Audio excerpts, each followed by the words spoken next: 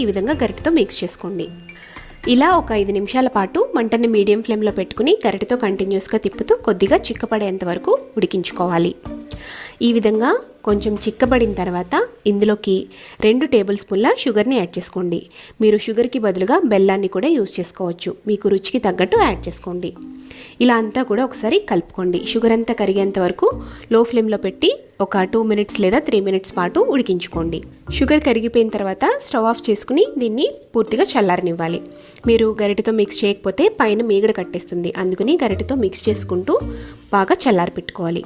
చల్లారిన తర్వాత ఇందులోకి గోరువెచ్చగా ఉన్న పాలని 50 లేదా 100 ml, కొంచెం చిక్కగా కావాలనుకుంటే 50 ml యాడ్ చేసుకోండి. పలుచగా కావాలి అనుకుంటే 100 ml యాడ్ చేసుకోండి. అలా యాడ్ చేసుకుని మొత్తం మిక్స్ చేసుకుని సర్వ్ చేసుకోండి. అంతేనండి, స్వీట్ రాగి జావా రెడీ అయిపోయింది. ఈ రాగి జావా చాలా టేస్టీగా ఉంటుంది. పిల్లలకు కూడా దీన్ని సర్వ్ చేయొచ్చు. స్వీట్గా